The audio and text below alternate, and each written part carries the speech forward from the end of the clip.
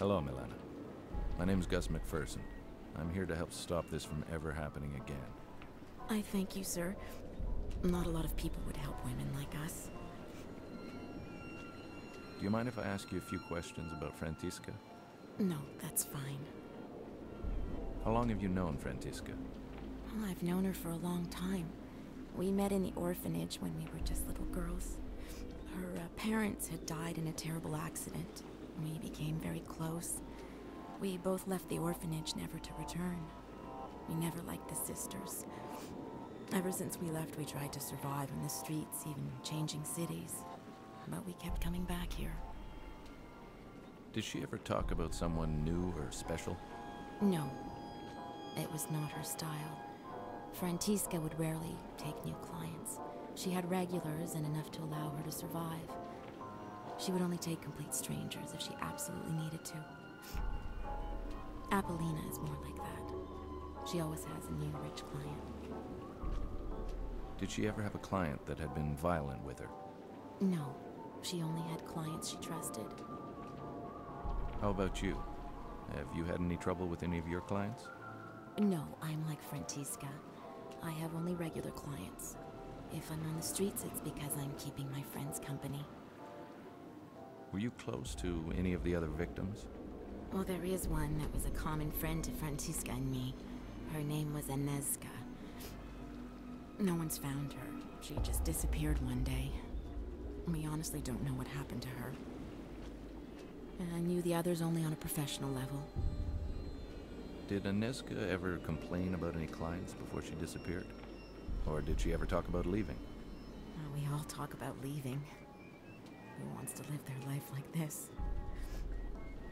But she never complained about anything. Anezka was like Apollina. She took on many clients. She left town a lot, but always came back with a broken heart. I hope she did find someone and left this place. Where can I find this Apollina? She usually works the park. Rare are the girls who are allowed to enter it. She's very protective of her territory. That's what she calls it anyway. Frantiska and me were allowed in because Apollina knew we didn't take strangers and pretty much had our own regulars. Anezka was Apollina's good friend, so she was allowed too. So we all kept each other company in the park. Maybe Apollina knows where Anezka is. I don't know. Well, thank you for answering my questions. It was a pleasure to meet you, even under these unfortunate circumstances. Well, it was nice to meet you, Mr. McPherson. I thank you for trying to help us. Trying? I haven't even started yet. If I have any more questions, how may I contact you? Usually in the park. Again, thank you.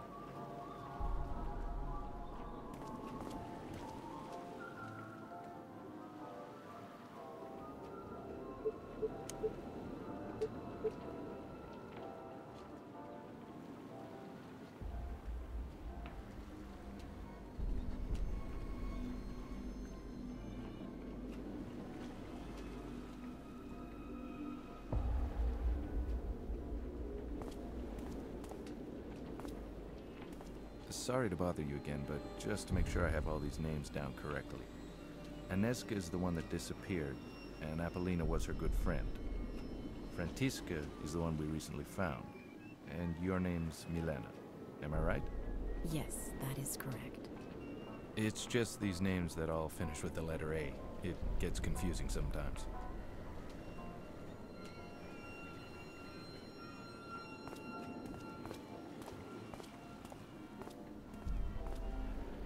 Ida's an angel on Earth. She's the sweetest person I've ever met. I truly believe she doesn't have an angry bone in her body, even with the difficult childhood she had. A stepfather who molested her on a regular basis. Ida is always positive, and she's always willing to help the people who surround her. That's why she hired me to try and help. She has an undying optimism about life in general, and I love her for it. Hey. How is she? She's okay, I guess, under the circumstances. I'll go talk to her after. How have you been? I mean, are you feeling better? Yes, a little. It's not as bad as when you left for your case. Did you go see the doctor? No. Ida, go see him. It might be serious. I'm no doctor, but throwing up every day is not normal. Go see him. Okay, okay, I'll go see him. I don't throw up every day, you know. You always exaggerate. Yes, okay. But go see him as soon as possible. Tell me, where can I find Emil Corona? Who's he? He's the coroner working the case. I need to ask him a few questions. Skalnik said he worked in an old chapel. Do you know where it is? Yes, I'll mark it on a map. I don't need a map. Just tell me where it is. What is it with men and directions? Take this map, it'll help you. I marked the location of the old chapel. It's not far from here. Okay, thanks, sweetheart. Okay, I have to see this Corona. I want you to stay off the streets as much as possible. Never walk around alone. Yes, I know you've told me 100 times. I am careful. Okay, I'll ease up on you. You be careful. I will. Now go.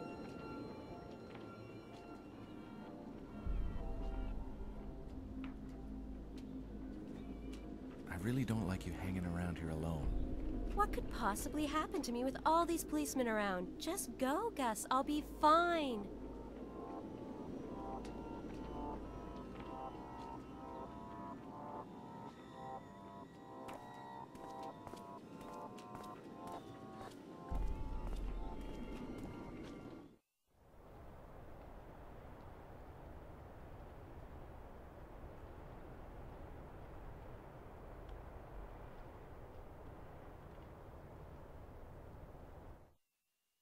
What are you doing here? Why aren't you at your post? Well, you told me to. Never mind. Do you have any news, at least? Yeah, the American is talking to the girl's boss. So, he thinks he can move in on my women, huh? Well, my friend, if you ever see him, you may explain things to him. Explain what? Use that brute force of yours, you idiot! Okay, boss. I truly miss your brother. He was the smart one. Yeah, I miss him too. Why can't we get him out? Because I'd probably get arrested too, you moron! That's all Skalnik wants anyways. I have a feeling he will blame me for all these murders. Why am I telling you this? Go back to your post. You see the American, you can rough him up. Okay, boss. I'd better steer clear of the big guy. The scrawny-looking guy was probably Ottokar Kubina. Who can forget that name? Anyways, he was the pimp of the neighborhood. He worked out of this little lingerie shop, which acted as a front, of course. He owned a couple of joints in the district, including the cabaret where Ida used to work. I think he never forgave me for stealing Ida from that dive.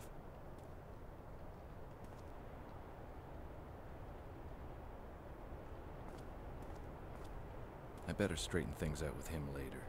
I have other things to do.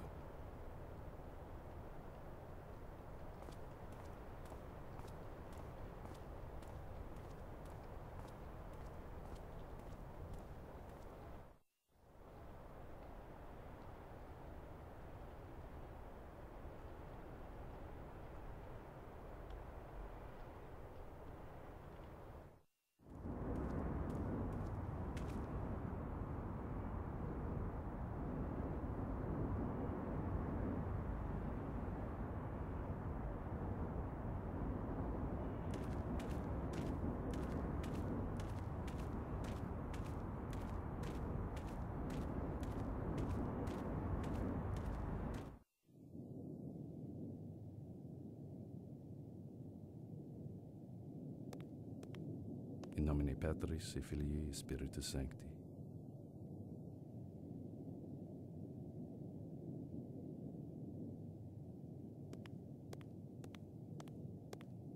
This place had the metallic smell of blood and the stench of rotting flesh.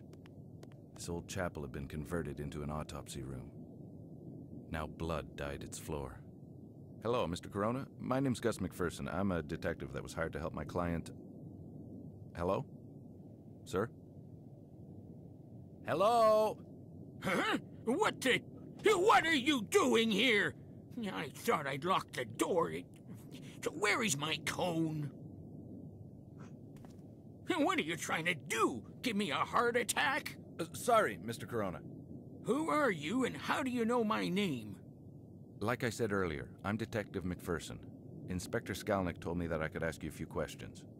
If Skalnick says it's okay, then it's okay. What happened to your hearing, if you don't mind my asking? It happened in the Great War. I was a medical aide. Now we get the wounded from the trenches to the temporary hospital. One day we saw a wounded soldier in no man's land. We rushed to him, and a mortar shell exploded on my partner. I survived, but with hardly any hearing left. So that's where you got your experience? Yeah, mostly. Ironically, the war ended 3 weeks after the shell exploded. Can you walk me through your observations of this victim? Okay. The cause of death is like the others. The cut to the throat. It can't be the multiple stab wounds or the evisceration itself? No, I'm pretty sure of that. What makes you so sure? The one before her. The one we found in the park. She was killed in the same spot she was found. It was clear that it was the wound to her throat that killed her. The rest was probably done after. And how did you come to that conclusion? Because not much blood was coming from the other wounds.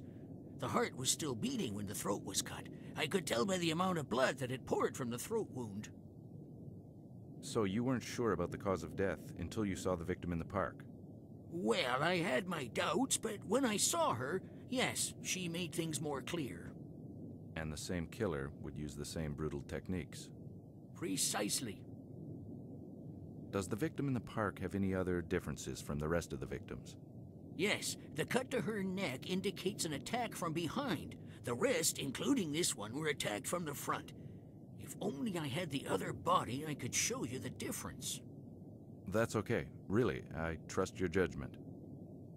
You don't have the body, but maybe you have a file on the victim from the park? Sure. The man who was supposed to come and get the file never showed up. What man? Skalnick's errand boy. He comes to get the files I make for each victim. He still hasn't come to get the one from the park. Ah, I see. Well, I'll take Inspector Skalnick's file if you don't mind. No, I don't really care. Where do you keep your files?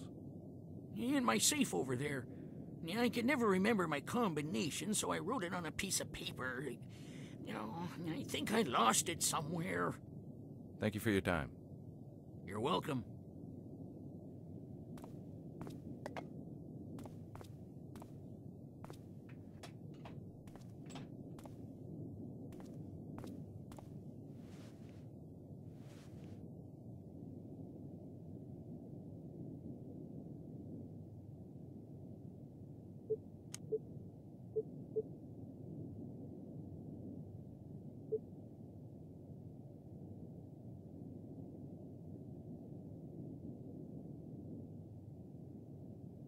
He said that the combination to the safe was around here somewhere. I hate this part of my job. Not a pretty sight. Poor doll. She never saw it coming. In every body, there's a puzzle waiting to be solved. It looks like the first try at the throat missed. The cut to her throat is very deep. It was definitely a frontal assault.